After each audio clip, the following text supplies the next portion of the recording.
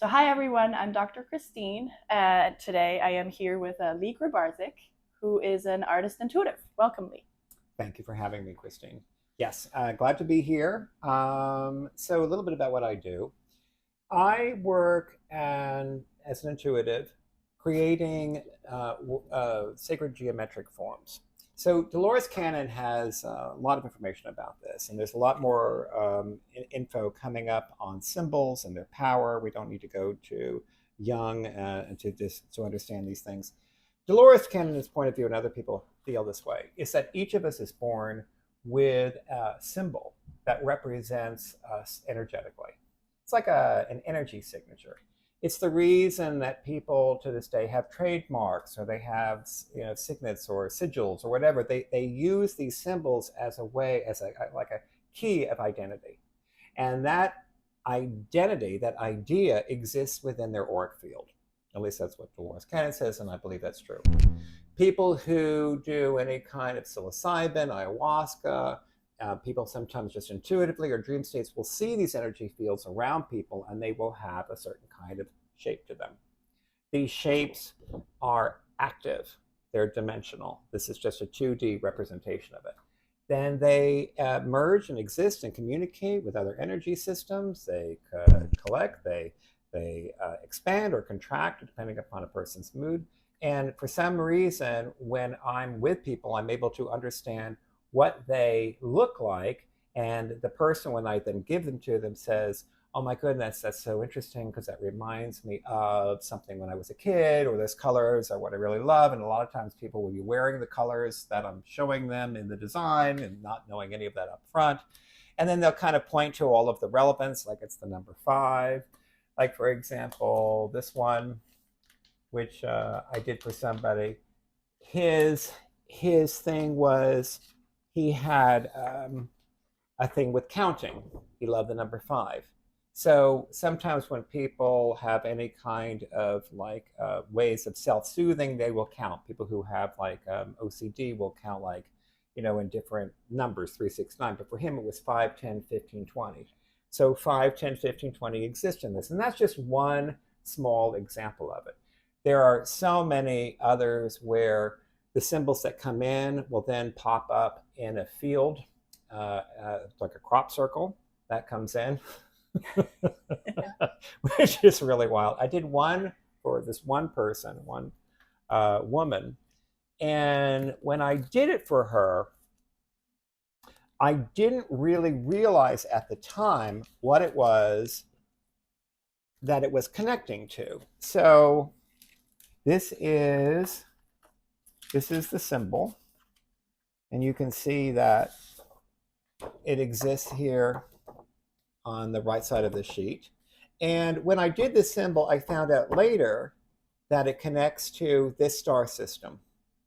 Now, there's many of them that do this, but this star system is of the Arcturian star seed. So there's a belief system that we have star seeds, meaning that we've been influenced from our brethren up there, and that we have had modifications through us, consciously, unconsciously, etc., that have upgraded us a certain way. And then these things have characteristics. When this person read these, they related to it. But what makes it really, really, really, really wild is that after I did that, then I did this, and then 3 weeks later, this popped up. So there's a little different, Yeah. but still quite similar. And there's a bunch of these. This isn't the only one. So that's just a general outline of this. Color, form, count, the number, the shape, all of this different, they have meaning. And when people look at them, what they do is they experience themselves in their own beauty. In other words, independently of fear or shame or any of that. I mean, and the shapes vary significantly. There's so many different kinds of designs here, but they all have their own purpose. They all have their own messaging, if you would. What's really, really, really wild about this is other people who do not know what the intention was here will feel an attraction to the idea they represent. And what I mean by that is if I were to give somebody some kind of listing of these, and I have that here. So I have a like master list of these. So if I give somebody this, and there's about, I think I've currently created 144 of these, they will choose whatever one their spirit needs or desires.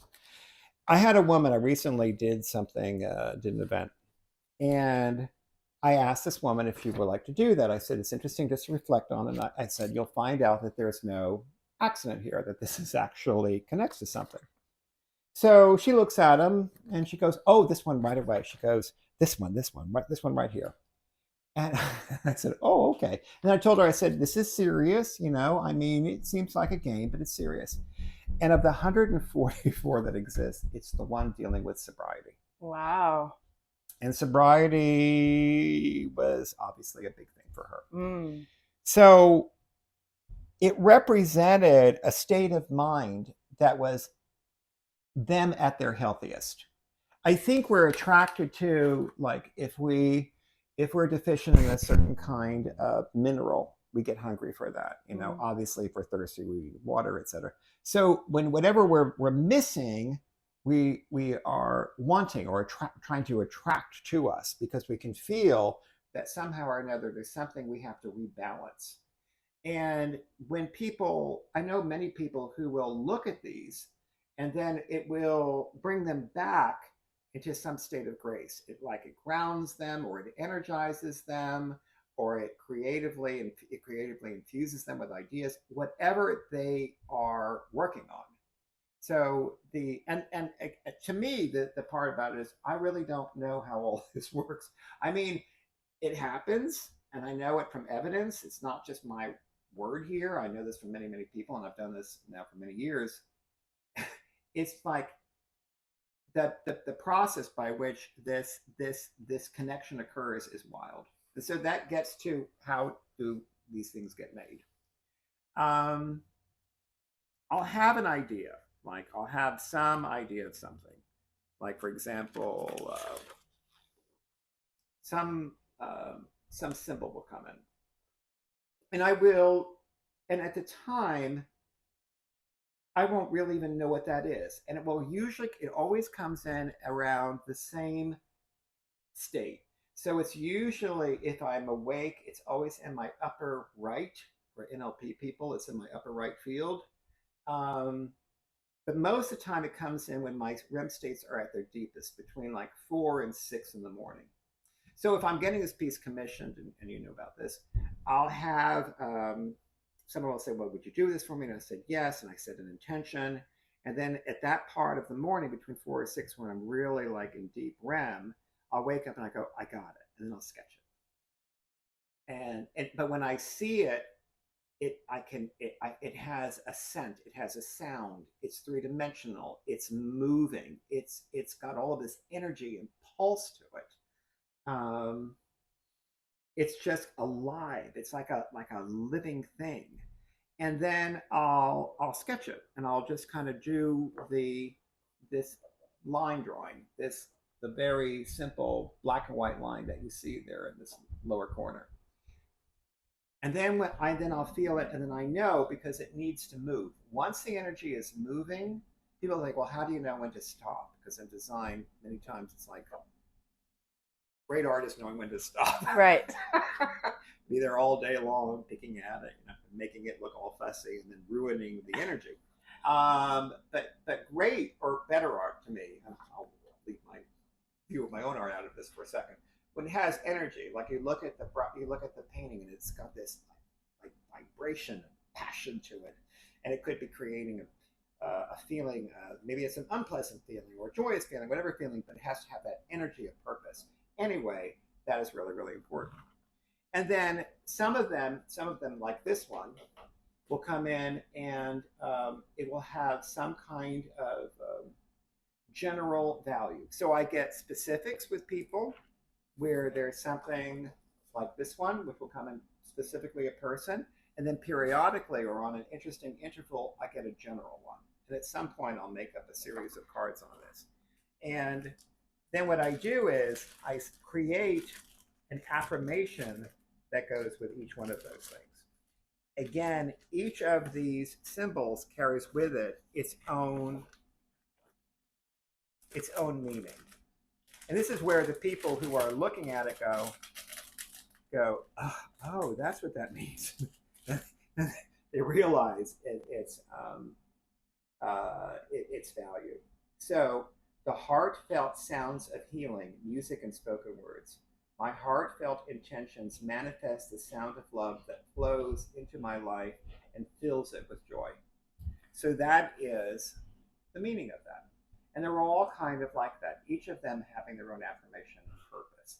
And again, they work individually, they work collectively. You could string these together as like formulas. And I feel more like a facilitator than like the person in charge of all of this, because I really don't know where this is all coming from. I feel it has some kind of value though. How do you, if you can explain to people, how can people use these for their own healing or expansion of consciousness? Or do you have a specific process that you give people? Or just if you could speak to that, I think that'd be interesting. Sure. They even in these, they have their own little energy. So I know people, there's a whole thing about water infusion, because there's a whole thing about how water droplets are affected by intention. If I take this and I put this under a glass of water, people will say this seems to make a difference. I recommend just look at it. Mm-hmm. Just look at it. We're playing around with the idea of creating immersive environments here with these. So imagine if this were something like some kind of virtual reality experience where you were in this, and that's what you would see. Then you would experience this idea as a metaphor. So artwork is really important because it lets the viewer engage with it in a way that isn't being dictated. If I read a poem to somebody, I'm using, even poetry is just so lovely, or anything that's spoken word. The words themselves, we're dealing with metaphors of metaphors here. You're taking it away from the intimate connection to it that would allow that person their own experience. You know, if I write it down and tell you, well, this thing here has to do with heartfelt sounds, I'm ruining it for you. It's better that you tell me what it is. Oddly enough, most of the time it will be that, but it's your own experience. Music is the same way. You can listen to a piece of music and you make up your own experience about it, and that way you can transform. If you're going to do hypnotherapy, for example, it's always general. You're in an open field. It doesn't tell you where. It doesn't say I'm in Nebraska. It just says I'm in an open field. You're walking towards a lake. It doesn't tell what kind of lake. And then you let the person go into it. It lets the person experience it. So they look at it, they bring it in. And then what I would suggest is if they want to take it up a notch, they can play the affirmation if they choose to, if they want to do that. Or they can just look at it and write down what comes to mind. Write down what comes into your consciousness. Use it as a kind of a method of self-revelation. I saw this and I thought of this. I thought of, I don't know, some kind of tarot card, or I thought of some kind of ancient Assyrian symbol, or whatever it is that you felt. That's your experience. Now go deeper. What does that mean? And then what does that mean? And go further in. Oh, so the thing that you need is this, or the thing that you're really driving you is this, because this is like a way of tuning in that quiets the mind enough to discern what it's really experiencing outside of all of the distracting noise. That's the essence of meditation anyway, right? So we're meditating, we're trying to clear our minds, whatever. You can do that through all sorts of mechanisms, but that is just one of them. And then this acts as a way of facilitating that. So I have a very specific question for you, just so that people can understand. Obviously, you create some of these for people, people's energy, right? But can other people use those symbols as well? Or Yes. is it just for that one person? Yes, because all of us are unique, and yet all of us share common characteristics. So if somebody looks at this, and again, this wasn't done for anybody in particular, this is just done generally. If somebody looks at this and they relate to it and they love it and they feel it and it resonates with them, it means that their energy system and this are aligning in such a way that it's like a tuning fork. It tunes them to some kind of idea. And so all you have to really be mindful of here is the law of attraction. Just go with, I always tell people when they're looking at these things, don't think about it, feel it. What is it, this symbol that resonates with you? What symbol do you like? Are you drawn to? You could say it's the prettiest one, whatever works. And then experience that. And then if you're up for it, read the affirmation. And if you're up for that, then say them and do them together. Now, when I do them for people, sound is very important. So words have a vibration, right? And uh, kind words, soft, word soft has a nice softness to it. Harsh is harsh, right? So every single word has its own vibrational quality that is then imbued also into this experience. Now, many times I'll use it in the language that is true to the person's energy. Mm. So even if they don't speak Arabic, it may be that Arabic is what they need. So they don't even need to know what the words are. If they say them in the language that's true, the vibration of the truth of the language is what makes it powerful. It's fascinating. It is fascinating. It is fascinating. Would you say that all of these, in some ways, kind of mirror what's happening in terms of shift in consciousness? Oh yeah. And then also in terms of the idea that separateness is an illusion, and we're all merging into, in some way, energetically into a union, because all of these in some ways represent all of us, right? Even though they're a person, specific person. Oh my goodness, yes. So more and more people are getting experiences, intuitive experiences that they can't explain. They, I think Pia Melody talks about how one of the forerunners of spiritual enlightenment is restlessness. Like usually, like when the patient's getting better in the hospitals when they start getting restless, because then they're bored and they want to move on. And people are not satisfied with the traditional kinds of solutions because they're not working for them anymore. It used to be you would work at a company, you put your 30, 40 years in, and then you get your little whatever, and off you go. Now people are, you're getting people coming in, purchasing buildings, purchasing businesses, I should say, and then what happens is the person gets thrown out, they don't keep the job, there's no security, there's none of this, whatever. And then they're realizing that, well, I have to go and do this for something that is more meaningful for me, whatever that may be. I need to do something that enriches my life in a way that gives it greater purpose. And there's nothing wrong with any job that anybody does. I'm not saying that. I don't want to make this into some kind of hierarchy here, but I'm just saying that when you feel that, a feeling like I need to do something else, but I don't know what that is, that idea, I think, is becoming a lot more prevalent. And I think part of the reason for this is social media. So let me explain. When it used to be that we couldn't really quite understand at this kind of volume what other people were thinking or doing, whatever. It used to be that most media content was being edited out by people who were really smart and clever to create a different direction, and that's what people went with. But now you're getting people who are teenagers creating content. And what's happening as a result is the commonality of life challenges is becoming more and more evident, and the reality of what it is that it is for to be alive, or what it is that makes a person happy or whatever, is becoming more and more engaged, and people are having more and more questions. because more and more people are coming forward and saying it in their own way. This is what works for me. This didn't work for me. And then another person will say, well, that did for, but this didn't work. And it raises more and more questions, because now people aren't just acting in a state of assumption. They're starting to look at, well, wait a second. I thought that that worked for them, but it doesn't work for them. When the money wasn't the solution, the money gave them opportunities to just indulge in greater problems, and all of these different ideas start coming into mind.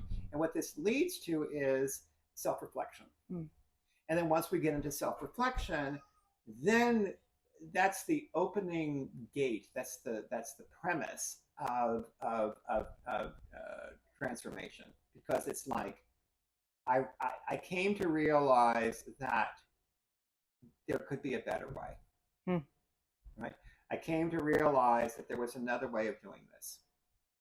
And it's hard to get there. And there's a lot of things that fight this. There's a lot of traditional norms and systems that really don't want us to, because it's in their interest not to have us, having people be,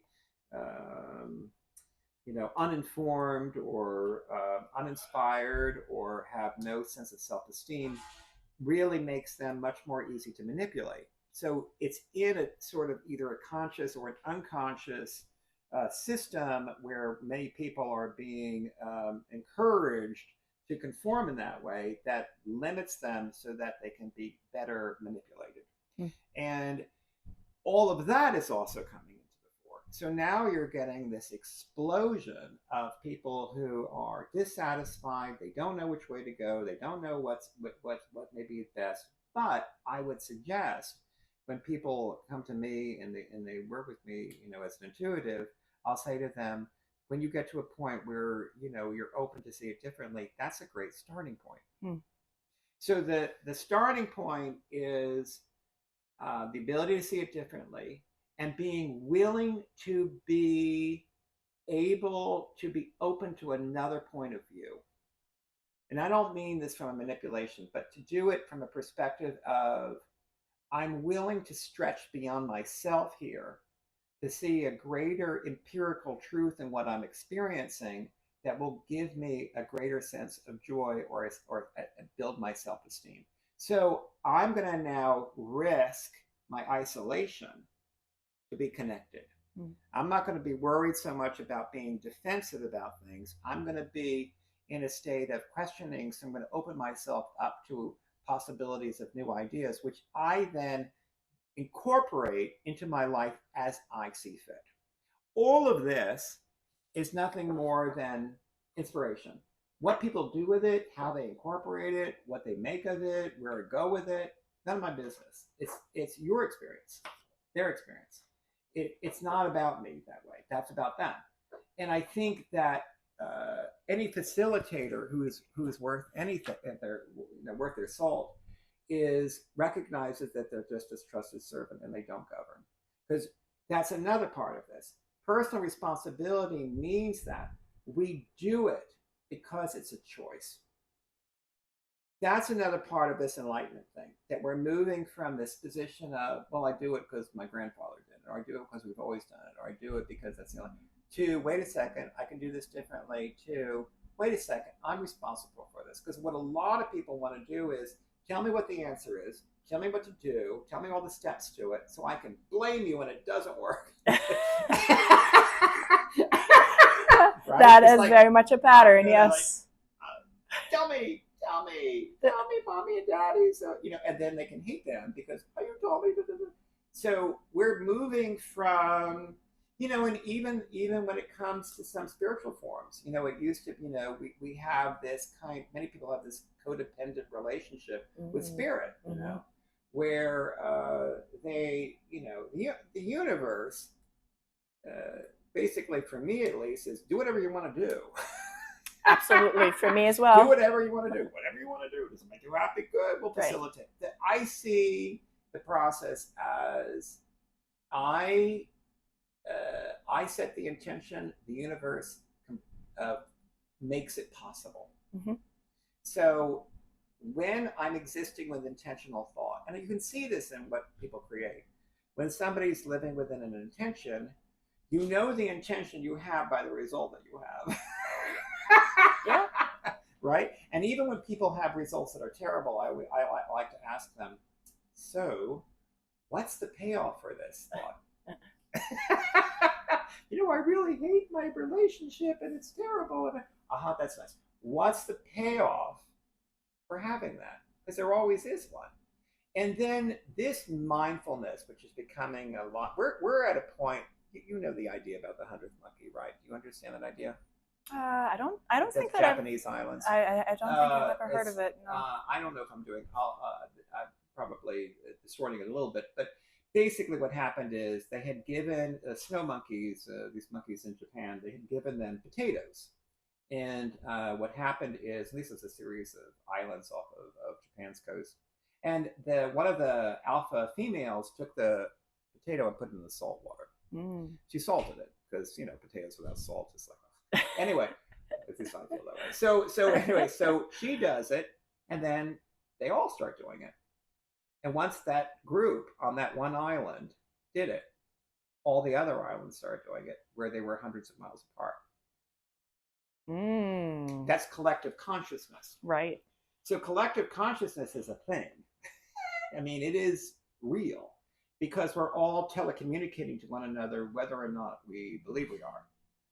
Even ideas, even great teachers, Buddha, Jesus, Muhammad, whatever, that began as an idea, and then it was called into being. It was like it was set as an intention because all of them had this big story building up to them. Like they're coming, and then the people collectively, and then they manifest it. So manifestation through intention is a very powerful thing. And when you get to that level of mindfulness and what it is that you're doing, then you're in high-end Buddhism level, because now you're controlling your heartbeat, you're controlling your body temperature, you're doing all of these things. Now, that is just the tip of the iceberg of what's possible. Right. There's so much more. I don't think we really have any idea of our capabilities. I really don't. I think we're starting to get there. We're beginning to. Yeah. Like how. So there's this MIT exercise. It dealt with an isolation of a photon. Neil deGrasse Tyson talks about it, and how this photon was redirected towards different kinds of windows that it would go through, and the photon was responding to people looking at it. People turn their back on it, the photon would do one thing. They would look at it, would go and do something else. So it was being influenced by the observer. And this has also been done with studies on randomness. And the other thing is, even when they stuck a camera in there, where people were looking at it, it also influenced it. Interesting. So they didn't have to be there. And this is measurable, this is real, you can Google it. If that's the case, if an attention to an idea, a photon is affecting, if just me looking at it is affecting it, what other things are we affecting? What happens when all of us start thinking a certain way? What does that do? Some people feel that storms, weather, is directly connected to psychic events. I could see that. And what comes to mind is during the COVID pandemic, I think you could, we all were able to feel collective energy, collective consciousness, right? Everybody was feeling sort of down, anxious. You could feel the energy and the fear in the air. I mean, my anxiety was off the charts. And at that point, I really wasn't an anxious person anymore. Yeah, well, I mean, I've had my share of anxiety, but I remember going to local grocery stores and being like, don't touch me, don't come near me, don't, getting so worked up and crazy and all that other stuff. And that whole experience was such a lesson in so many ways. I mean, it was a lesson in the importance of community. It was a lesson in how it is that we can restructure the way that we connect to people. It was a reset in what our value systems are and what matters to us. It was a way of pushing energy to the surface that may have been lying there for a long time and dormant. One of the things about us, like for example, in the Seth material, Jane Roberts, they talk about storms. There was this flood. This was up in Elmira, New York, and it was terrible. And then Seth was talking about how, but that storm was necessary because that storm, what it did is it gave people who were isolated or elderly and who weren't connecting reconnections. It showed people that didn't think they had any strength, the strength that they actually had to be able to manage through it and to have the power to do it. We look at things that are challenging sometimes in this bad light. But if we didn't have challenges, we would never be able to discover our own capabilities. Because most people are not going to go in and go, well, you know, I'm going to go and do an outward bound thing, or I'm going to see what it's like if I can survive without any heat or electricity. I mean, people aren't going to do that. But when they have an experience that challenges them, it imbues them with a sense of capability. Because really, you know, with all of this work, I don't really say to people like, oh, you know, we're going to teach you, or this is what you're going to learn. I feel that all of this work is just remembering. I completely agree. And to your point, I got a lot of questions on one of the videos I did on my channel about, well, if we don't remember coming here, what's the point of coming here and having hard times? And I always say that to your point, if we're not challenged, we can't see what we're capable of. Exactly. If we don't go through the darkness, we can't expand our consciousness, right? Exactly. And that's and if we remember it all, then what's the point to it? We remember, we know what we're doing here, right? Right. So to me, the thing that really is important is the engagement. You know, when I work with people, as long as they're in the game, they're going to be doing okay. If they're not in the game, what I mean by that is that as long as they're participating in their own life in a meaningful way, as long as they're taking some kind of action that addresses whatever their core challenge may be, they're okay. They're gonna get there. It may take the time, but if they're not in the game and they give up, then they're just going to collapse into the abyss. So we want to get them back in the game. This is where I think where the real value is. Being in the idea energizes the idea and drives the universe. So I have an idea. I'm going to make these, right? And what happens? This is like a little satellite goes off. I remember I had a vocal coach who used to, when I was doing singing, and she would say to me, when you sing out into eternity. That's beautiful. And true. Yeah. I know, she was fun. So loved her. And when we do anything like this, we're taking our ideas and we're giving them energy. We're in this low vibrational 3D reality, which is really dense and really like, it's got this like grit to it. And then we're taking that and we're putting it into an idea. So it's like it's just this supercharged electrical cable system flying out into the universe. And then it energizes everything and anything and goes on into eternity. And everybody is doing this. Everybody is engaging in some idea, thought that connects to every other idea or thought. And the more people who are engaged in it, the higher the vibration. And everybody's always talking about, supposedly even within extraterrestrials, like what's their purpose? Raise the vibration. Why do we raise vibration? Because when you raise vibration, you raise what's possible. Because the lower you are in it, the lower the capabilities of the system, the higher you are in it, the greater the scope of what you're accomplishing. And so when people go and infuse their energy into something, it resonates and radiates and connects and expands like a little like nuclear bomb and goes off and then creates and expands and hits other things and creates and expands. Some psychics have said, or some channels have said, that we create planets, universes with our own minds. Possible, who knows? But the energy of consciousness, I said with the photon, is just a small teeny snippet of what really is we're capable of doing. It's fascinating. It's again, we're going to discover this. So this is the fun thing. You know, a lot of people write this off as woo woo, and you know, I don't understand it. You know, And men are the worst. Sorry, all men out there. Men folk, wherever you are out there. Really? So let's talk men. So it's okay to get into your feelings. It really is. It's fine. You won't die. You'll die if you don't, actually. You'll hurt your heart. Your heart doesn't hurt you. You hurt it.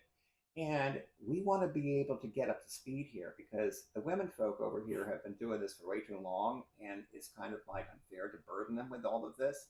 So, and we were always with the shaman things anyway, and we were the priests and whatever. So let's do this. Let's get into this, and let's bring our own vulnerability into it. Because real power for a man is his ability to be vulnerable. That's real power. I'm not impressed with like how much you can bench press or your strength or how much corporate or how many billions you have. Whoopie-doo, who cares? I'm more impressed, personally, seriously, I'm not kidding, with how willing are you to be vulnerable and authentic, real. Drop your guard and discover how incredibly, how rich your life can be. That was fun. That was beautiful. Thank you. And as a guy, I get to go ahead and do this, which is fun. Which is I think very I've incarnated fun. Just for this reason. I think I incarnated so many times as a woman. It's like, now I get to do it. And I think vice versa for me. Vice versa for me. I was a man so many times. It's this lifetime fun. I was it's fun. Let's shift gears a little bit. I'm called to ask you for maybe a general one that you recently did, a general art piece that also is a message for the future that you can give the audience. Yes. There was one, and we were just talking about it. It has to do with expansion, and it's called, oddly enough, Expansion. And just clarify to the audience again, you channel the names for these as well, right? You don't make them up or whatever. It's all channeled, right? It's part of the process. They just come in. Right. They come in like out of like left field. They just kind of pop into my brain. I'm sure that everybody out there has had something just cross into their mind where they were like, oh, I think I have to call my aunt, or something saying I need to check the gas tank, or like I want to like see what's going on downstairs. I think there might be a leak in the, without any real. I mean, some skeptics would say, well, you smelled or you heard, but there's so many times that we do this intuitively, where we just pick up on things, and then we go, oh, and then when we do it, we don't really think much of it. We don't really. Call somebody up. I did it the other day, and they're like, "Oh, I was just thinking about you." How many times does that happen? And what, we write that off as meaningless? Really? What are the odds of that? There's a restaurant that I go to, and I always make a joke to the staff. I'm like, "There's a person who'll be here. They're always here when I'm here. It doesn't matter if I come there at 8:00 in the morning, 9 or 10. There they are. There's a reason for that." I'm not really clear on exactly what that reason is yet, but these connections, this kind of awareness, if you would, about these synchronicities. For example, today was another one of those number days. 333, 222, 11111. I pay attention to that. To me, that means you're on the right track. You're doing it. You're following the breadcrumbs very nicely. Yeah, you're in the flow is what I get here. Yeah. Yes. Oh, that is another thing that's really important. Flow. So, people are like, well, how do you know when you're in your enlightenment, or how do you know when you're in your good mental health, or how do you know when you're in your spirit flow? And what does that mean? So, today I got up. I met with somebody perfectly, went great. Then I was able to get the gas that I needed. That was great. And then from there, I was able to get some food, and that went smoothly, connected to a bunch of other people. And then every single thing clicked. So all of it lined up. Whatever I wanted to do happened as it was needed to be done. I got a very important call at the end of a meeting. Finish a meeting, 2-hour meeting, no idea when that meeting was going to end. 5 minutes after the meeting ends, I get an important call. People address that. Made another call, connected to that call. And then that call led to another call. And then that call worked out perfectly to deal with some other calls. So every single aspect of this day pretty much was connected to a flow of energy that was uncomplicated by any kind of derailment. It just went from one thing to the next. So I know that I'm doing okay. Now, when I do something and it doesn't work, that means that my mind is in a state of resistance. So then I can look at, well, what am I resisting? And the resistance is the metaphor. So whatever it is that's coming up as a problem is whatever it is that I'm resisting. It could be something connected to some aspect of personal responsibility, which is usually the case, in which case it may be something, maybe I'm afraid of technology, or maybe I'm afraid of talking to certain people, whatever. But whatever it is comes up. Because since we live in a state of balance, to get to the thing that balances us means we need to address the thing that's distracting us. And the way that what happens is we end up attracting the thing that's distracting because our minds on the back end are avoiding it, which is a form of attention, and then pulls it into us, and then we get to deal with it. So there is this. So this came in as that little thing on the bottom, and then and then I do the black and white halftone, which is this, and then I do color. So this is for everybody. And it is very Egyptian in its energy. Do you want me to hold it? And yeah, you can talk sure. to it a little bit? Yeah. And then I will talk about what it means. Because it's a thing. Because it's what we're addressing. It's what we're all kind of dealing with these days. Oh, also, fun fact, I was at an event recently, and this sold out. I had 15 of these. I'm down to 1. Which just shows you people are resonating with this. Right. So I resonate with this as it came in. They resonate with it as they see it, which means we're all in the same boat here. So there's something happening connected to this idea. And this is it. So I'm going to read it twice because it's got some depth to it. My free and ever-expanding consciousness reveals itself through its absolute connection to all that is.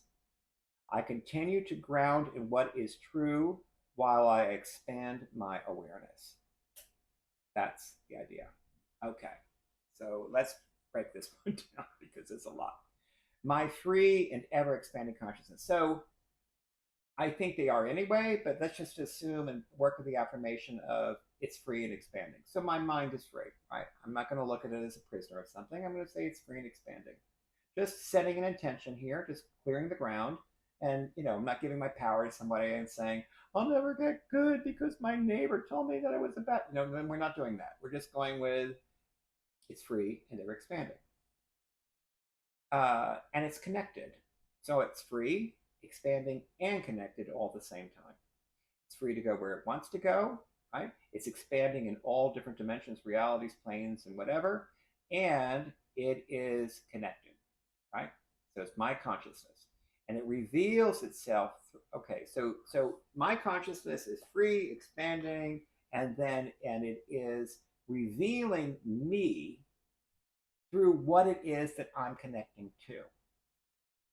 All right, so this is the idea of mirroring.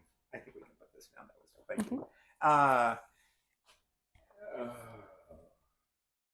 What are you working on? Whatever you're working on.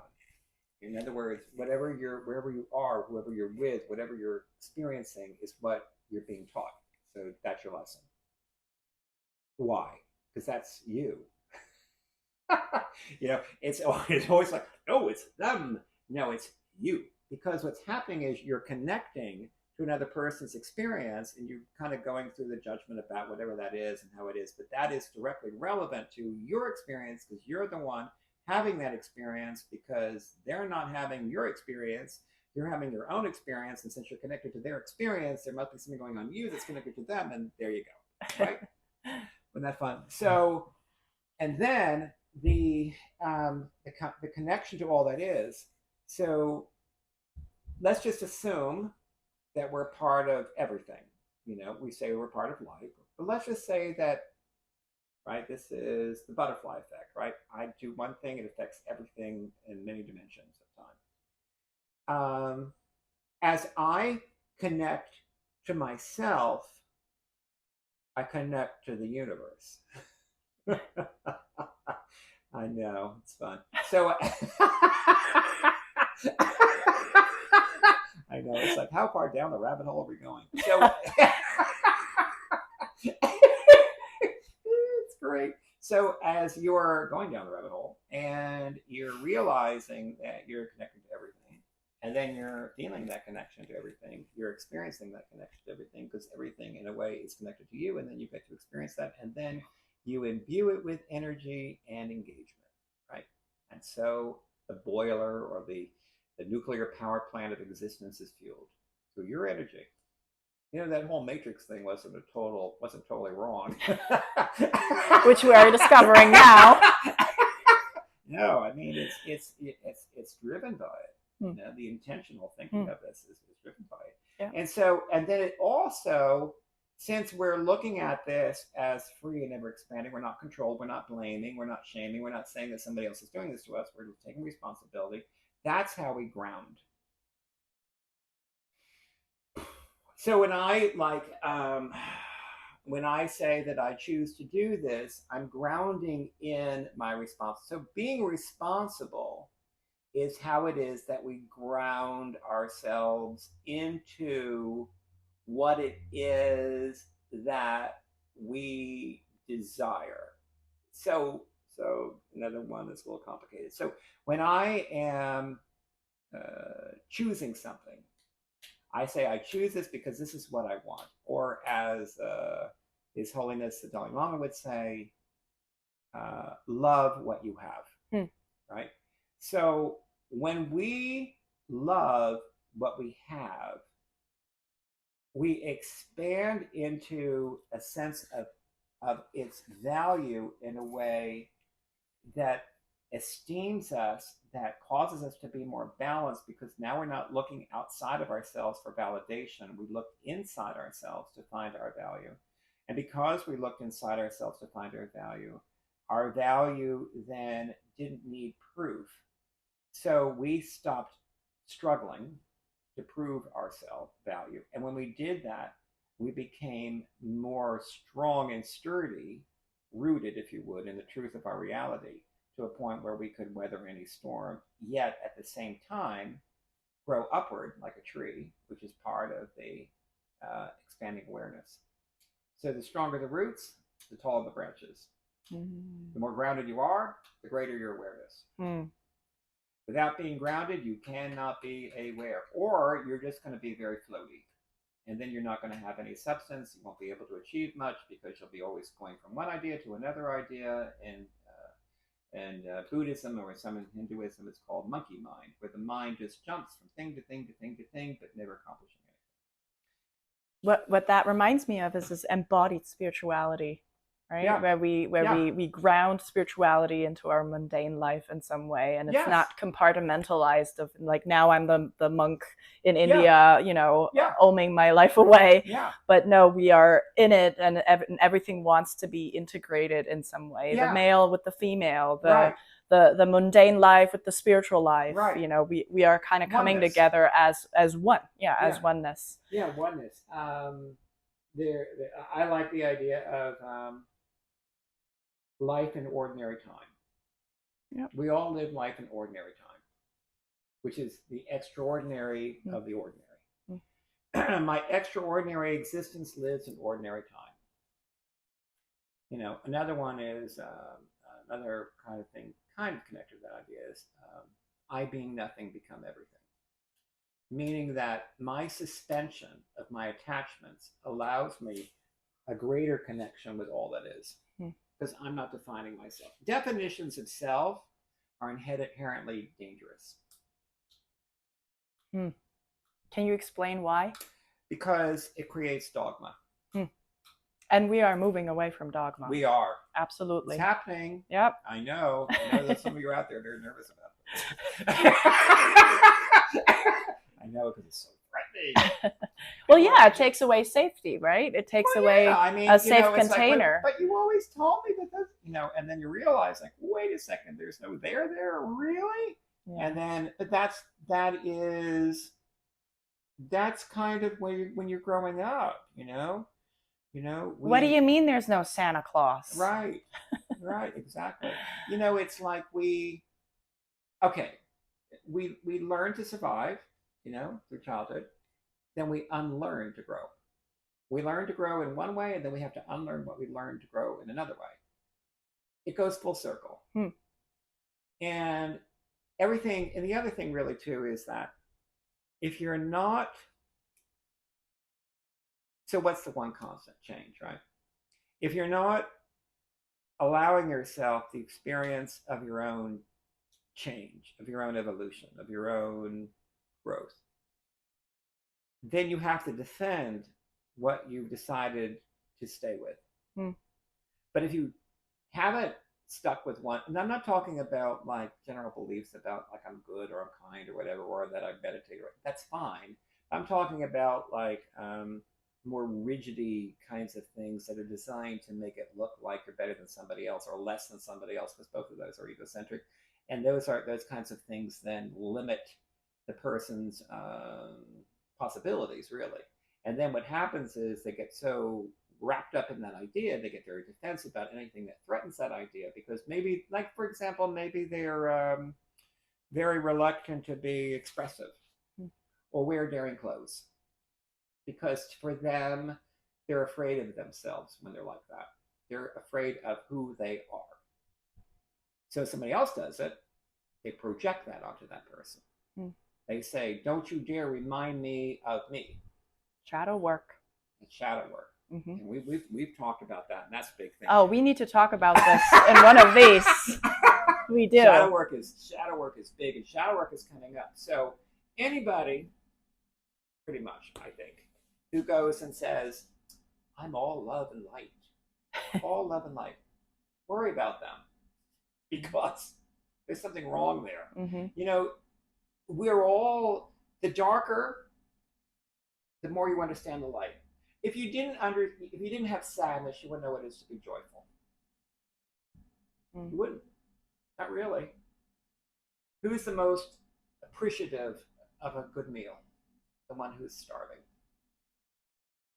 The one who's the most hungry. Actually, at a certain level of starvation, food could actually damage it. There's too much carbohydrates. But food becomes more delectable when you're hungry. Right.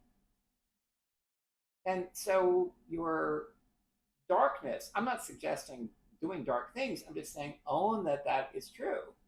Say, yeah, I have these dark thoughts, and I don't act on them, but I have them, and that's it. Done. Don't act like you don't if you do, because then the idea is then being